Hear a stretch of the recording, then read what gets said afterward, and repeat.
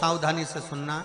एक प्रश्न हमारे भीतर खड़ा होता है, जब हम सूर्य नारायण भगवान को अर्घ देते हैं, जल चढ़ाते हैं, तो वो जल पृथ्वी पर जब गिरता है तो उसके छींटे हमारे शरीर पर लगते हैं। क्या वो ठीक है?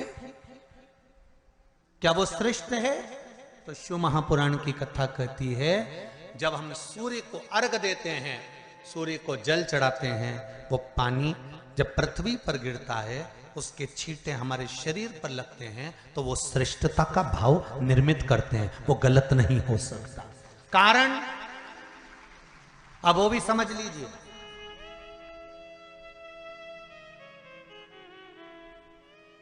अब सूर्य नारायण भगवान को आप जल चढ़ा रहे हो, तो छींटे नहीं लगे, उसके लिए क्या स्टूल पे चढ़ के चढ़ाओगे कि कुर्सी पे चढ़ के चढ़ाओगे?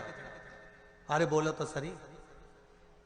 अब कई लोगों के दिमाग में यह बात भरा गई कि हम भगवान को जल चढ़ाते हैं, वो हमारे शरीर में छींटे लगते हैं, जमीन पे से पानी गिरता है, वो हमारे शरीर को छींटे लगते हैं, भगवान को अच्छा नहीं लगता होगा।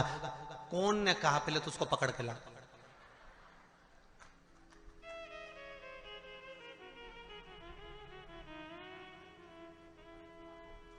क्योंकि मेरे राम जी महाराज, मेरे भगवान कृष्ण, बड़े बड़े संत, साधु, सन्यासी, तपस्वी, साधक, उपासक जितने भी हुए, जिन्होंने सूर्य की आराधना करी, इन्होंने टेबल पे चढ़कर या कुर्सी पे चढ़कर जल नहीं चढ़ाया। इन्होंने पृथ्वी पर खड़े होकर ही, क्योंकि पृथ्वी तत्व के देव हैं शिव।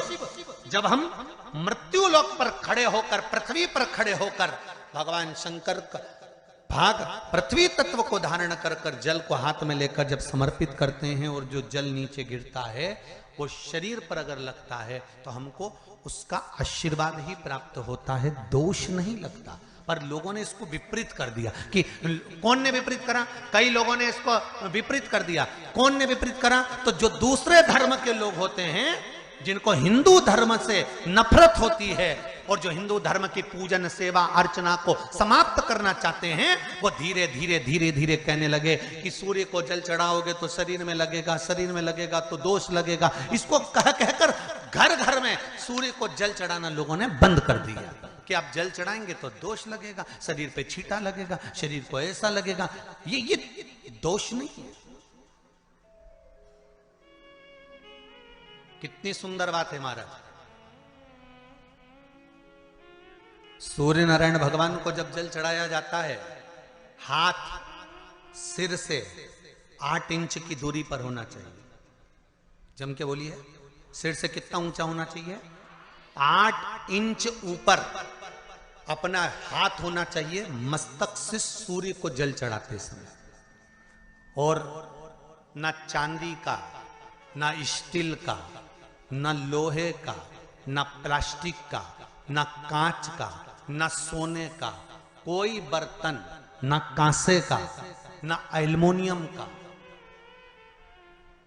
ना पीतल का, केवल एक पात्र होना चाहिए, वो है तांबे का। काय का पात्र होना चाहिए? तांबे का पात्र। और सूर्य नारायण भगवान को जब 8 इंच ऊपर तुम्हारा हस्त है, और जब हम सूर्य को जल चढ़ा रहे हैं, कैसे जल चढ़ाना है वो भी समझ लीजिए। अगर कोई कैंसर का मरीज है, जिसके चेस्ट में कैंसर आ गया हो, लेफ्ट में, राइट में कहीं पर कैंसर आ गया हो, या कोई गठान आ गई हो, तो महाराज आप जल चढ़ाते समय उस जल की धार को सूर्य भगवान को जब चढ़ा रहे हो, तो धार आपकी गठान की ओर जाना चाहिए, जिससे सूर्य की किरण उस जल में से आपके उस स्थान पर पड़े, उस जगह पर पड़े जहां पर गठान है। महाराज आप लगातार जल तो चढ़ाना चालू करो, अच्छे अच्छे डॉक्टर फेल हो जाएंगे और कह देंगे गठान ठीक हो गई। आपका लीवर और किडनी गड़बड़ कर रहा है, आप प्रतिदिन, आपका स्वास्थ्य गड़बड़ रहता है, आप प्रतिदिन ये ज्योतिष शास्त्र के अंतर्गत, रत्न शास्त्र के अंतर्गत ये रत्न शास्त्र, ज्योतिष शास्त्र, रंग शास्त्र जो हमारे यहाँ है, रंगों के हिसाब से ये जितने रत्न होते हैं, माणिक हुआ, सोन, मोती हुआ, नीलम हुआ, मूंगा हुआ, पुखराज हुआ, ये क्यों कहते हैं ये पीला है, ये सफेद है, ये नीला है, ये लाल है, इसको शरीर में क्यों पहनाते हैं? उसका कारण होता है कि जब शरीर में पहनते हैं सूर्य की किरण उसमें पड़ती है, हमारे शरीर पर वो कलर का इफेक्ट पड़ता है, उस कलर को शरीर पर लगता है, और शरीर पर लगता है तो हमारा शरीर धीरे धीरे, हमारी जो इंद्रियां हैं वो सही होने लगती हैं, काम सही होने लगता है। तो आप कहते हो ना साहब मैं